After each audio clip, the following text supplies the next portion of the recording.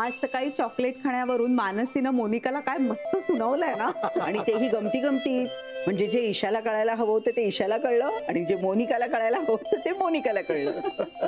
पण मानसी आल्यानंतर घरातलं वातावरण बदलून गेलंय. खरंच आता खूप छान वाटतंय. काय म्हणा, पण ईशा घरात आल्यापासून ना एक वेगळीच एनर्जी आली, यात वाद नाही. खरं असं वाटतं ना, मधली सगळी वाईट वर्ष कुठेतरी निघून गेले. पण हे मोनिकाला आवडलेलं नसणार. तिला तिच्यावर कोणीतरी कुरघोडी करतंय हे आवडतच नाही. तिचं पितळ आता उघडं पडतंय म्हटल्यावरती राग येत असेल तिला. आणि ते पासवर्ड शोधायच्या कामाचं काय झालं? बहुतेक वेग कमी झालेला दिसतोय तिचा. अरे हो दादा, ते पासवर्ड शोध मोहीम कुठपर्यंत आली आहे? हा, ते मधुकाका त्याचा लीडर आहे, तो बघतोय सगळं. हा ना, तो गेलाय तो सोनाराकडे.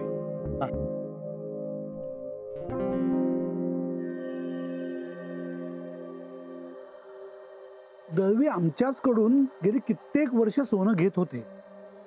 आमच्याकडे पण आहे सगळं रेकॉर्ड. मला सांगा, सदाभाऊ स्वतःच यायचे का? हो हो, दरवेळी स्वतः यायचे. बाकी कधी कोणी आलं नाही.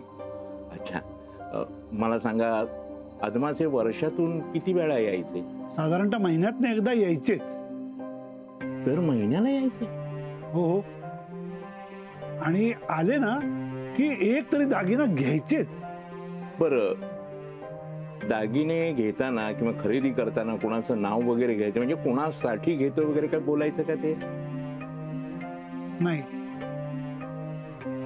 म्हणजे कोणाचं नाव वगैरे घेतल्याचं काही आठवत नाही. हा, पण एक मात्र नेहमी म्हणायचे, आमच्या घरातून सासरी जाणाऱ्या मुलीला या सोन्यानं मढवीन मी.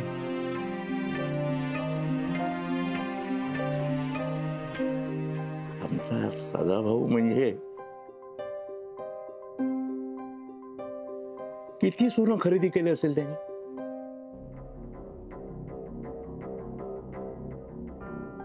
काय असेल त्या लॉकर मध्ये? सोनं किंवा चांदी सापडली तर सुपर्ब.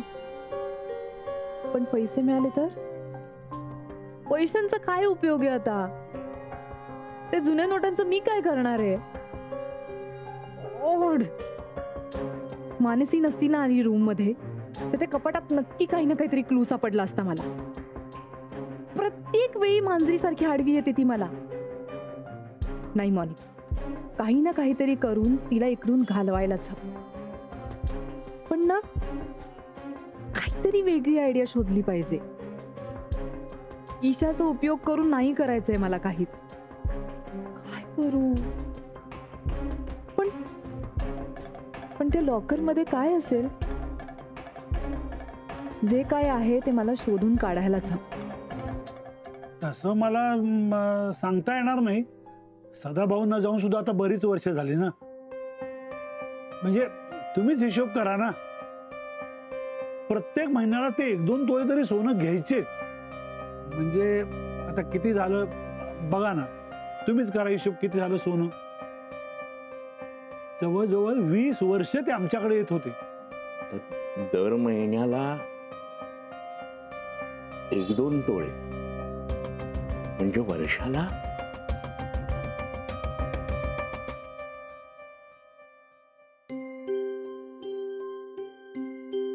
बाबा, तुम्हाला खूप आवडतोस.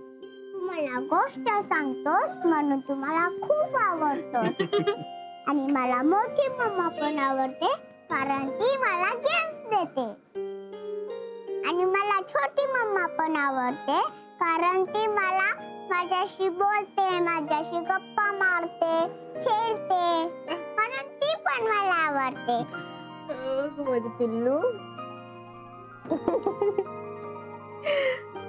वाव,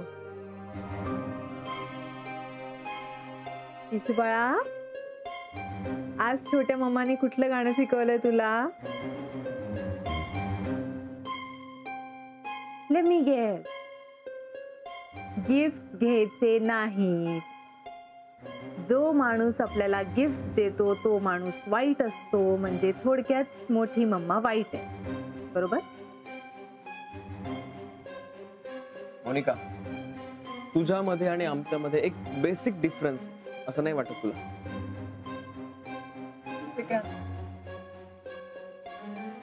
पिल्लू, मम्माने एक नवीन गेम आणला ना तुझ्यासाठी, जातो खेळ.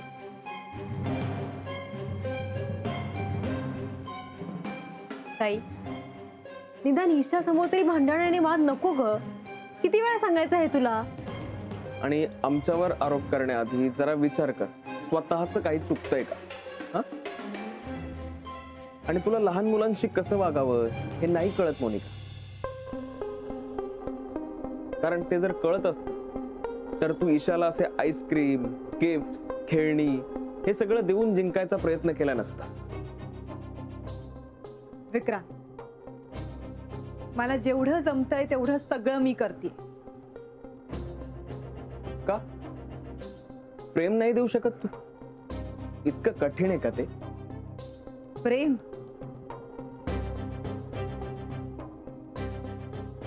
जेव्हा दुसरं कोणीतरी प्रेम देतंय ही गोष्ट मला दिसते ना, तेव्हा त्या माणसाशी कॉम्पिटिशन करायला मला अजिबात आवडत नाही. मग ते प्रेम कुठल्याही नात्यात का असेल.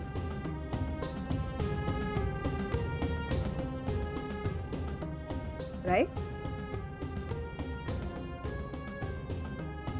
मोठी मम्मा, आले बाळा. माझी मुलगी मला बोलवते. विक्रांत, तुला वेळ मिळेल तेव्हा ये.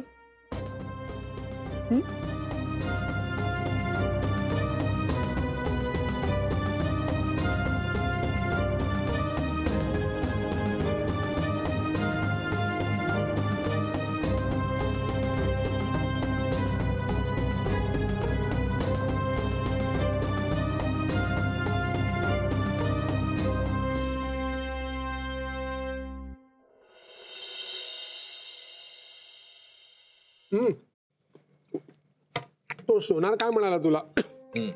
तेच आता मी सांगणार होतो. काल मी त्या सोनाराकडे गेलो होतो. त्याने अतिशय महत्वाची माहिती मला दिलेली आहे.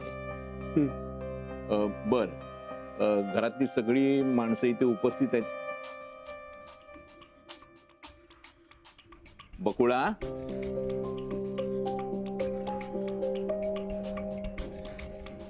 ये अशी समोर उभी राहा.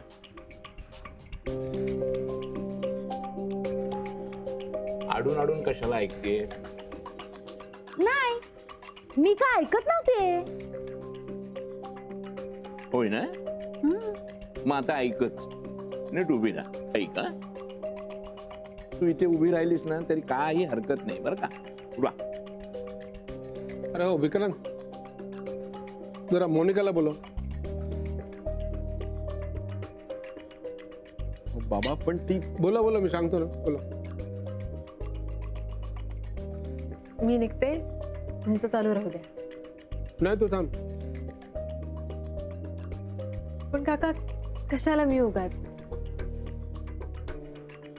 उगाच नाही, तू थांब, मी सांगतो ना. जा बोला, मोनिकाला बोला.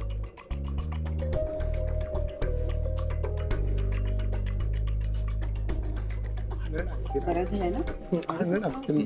नाही, हा संपला की घेतो. हो, मीच सांगितलं होतं त्यांना. आम्हाला शक्य तेवढी माहिती तुम्ही पुरवू शकाल? हो जरूर, का नाही देणार तुम्हाला माहिती. आत्ता तुमची सून कशी आहे, तुमच्याशी कशी वागते हे काही माहित नाही मला, पण माझ्या पुतळ्याला आलेला तिचा अनुभव अगदीच भिकार, म्हणजे फारच वाईट होता. बघ बघ, मी म्हटलं होतं ना. भयंकर त्रास झाला त्यावेळी माझ्या पुतळ्याला. त्याचा नशीबच चांगलं होतं म्हणून त्यातून तो बाहेर आला. आणि मुख्य म्हणजे तिच्याशी संबंध सुटला. नंतर नक्कीच आयुष्याचं मातेरं झालं असतं त्याच्या. इतका वाईट अनुभव होता? हा म्हणजे आता त्याच्या बोलण्यावरून आम्हाला जे काही समजलं त्यावरून ती नक्कीच वाईट पद्धतीने वागायची त्याच्याशी. हा म्हणजे त्याला वाट बघायला लावायची, त्याच्याकडे सारखी पैसे मागायची, वेळी अवेळी त्याला फोन करायची, एकूणच त्याला खूप त्रास द्यायची. तुमच्याकडे एखादा फोटो असेल का दोघांचा एकत्र? हो, नसाला काय झालं, असेलच ना, फक्त तो शोधावा लागेल. अगदी आमचा पुतण्या खोळा झाला होता तिच्या मागे लागून.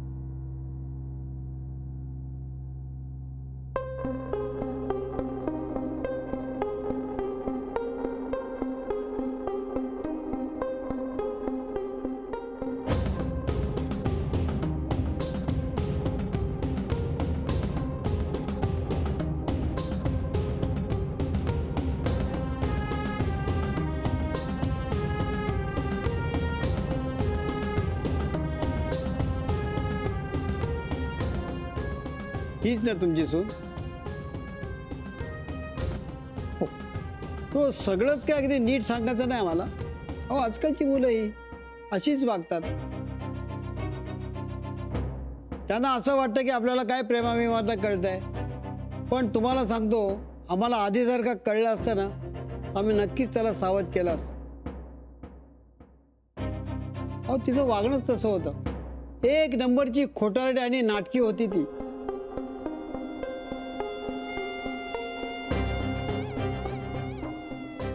मोनिका,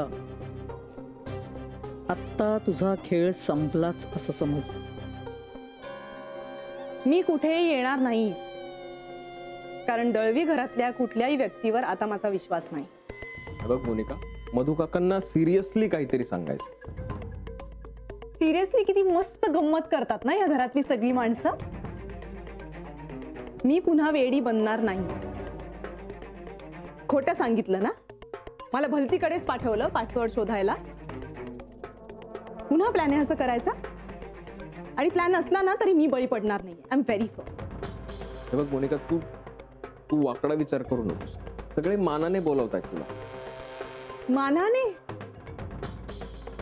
कोणी मानसीने सांगितलंय का? आता तर मी अजिबातच येणार नाही, कारण मला वेगळीकडे जायचंय, महत्वाचं काम आहे. कुठे? मी नाही सांगणार, कारण ना मला तुमचंही काही ऐकून घ्यायचं नाही. ओके?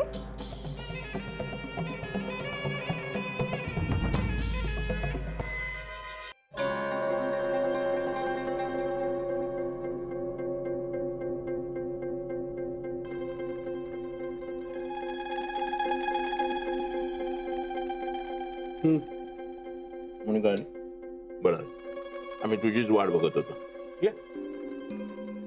नाही, पण तुम्ही जे काही बोलताय ते ऐकण्यात मला काहीच इंटरेस्ट नाहीये.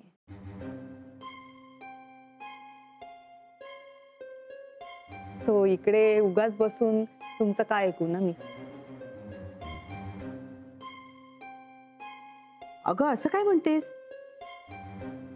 मधू काकांना आपल्याशी काहीतरी महत्वाचं बोलायचं. त्यांची अशी इच्छा होती की घरातले सगळे इथे असावेत, म्हणून तुला मुद्दाम बोलवलंय. मग मनू आहे ना, बसली ना ती इकडे. तिला सांगा की मदत करायला. एका पायावर रेडी असते ना ती. मला कशाला सांगताय? अगं काका काय सांगते ते ऐकून तर घे. प्लीज, मला ना काही ऐकून घ्यायचं नाही. बॉक्स, ऐकत का उभी आहेस तू? स्वतःची कामं कर जा. आणि तुम्हाला सगळ्यांना एक महत्वाची गोष्ट सांगायची. शोधाशोध करण्यासाठी टेक्निक्स लागतात. मोनिका, सगळं तूच बोलणार आहेस का? आम्हाला बोलायचा चान्स द्यायचाच नाहीये. मला काही ऐकूनच घ्यायचं नाहीये गीता काकी. तुम्हाला सगळ्यांना जर असं वाटत असेल की ते स्पेशल टेक्निक वापरून मी पासवर्ड शोधायला चाललीये, तर मी कुठे चाललीये हे मी कोणालाही सांगणार नाही.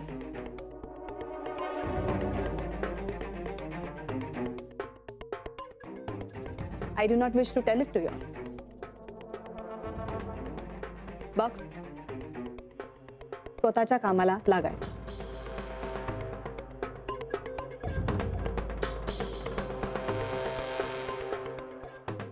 आणि हो Mansi, I am very sure तू इशूला पिकअप करायला जाणारच असशील ना शाळेत.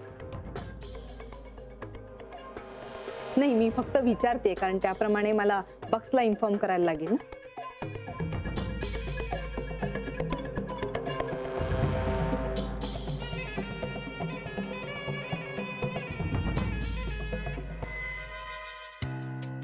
निर्मले, बरं झालं ना हे सावंत माझ्या हाताला लागले ते. हो नानू मामा. पण त्यांच्याकडे हा मोनिकाचा फोटो बघून जरा विचित्रच वाटलं रे. म्हणजे सून आपल्या घरची आणि तिचा हा इतिहास बघायला लागतोय आपल्याला. आपल्यालाही काही वेगळा अनुभव आलेला नाहीये तिचा.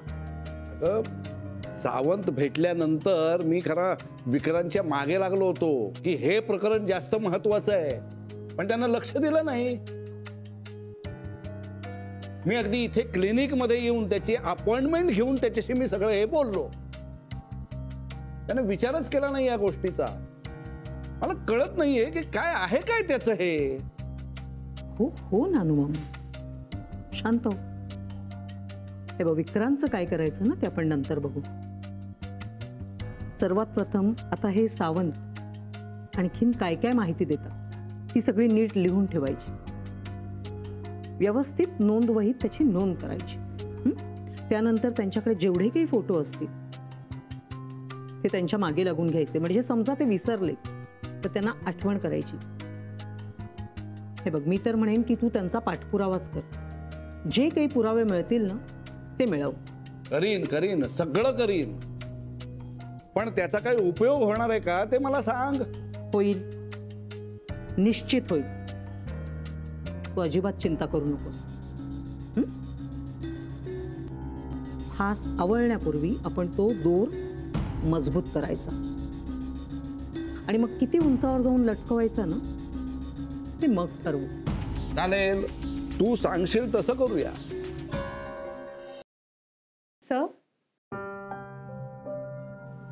मला तुमच्याशी जरा बोलायचंय. एक मिनिट.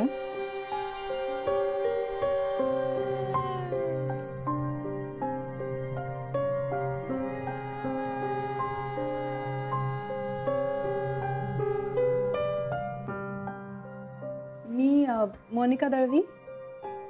त्या दिवशी मी आठवलं मला तुमच्या बँकेत माझ्या नावाने नवीन अकाउंट सुरू करायचंय. सो ओके, त्यासाठी मी तुम्हाला एक फॉर्म देतो, तो भरून द्या. मग आपण पुढची प्रोसिजर करू. ओके. बाय द वे, तुमच्या घरच्यांना पासवर्ड आठवला का?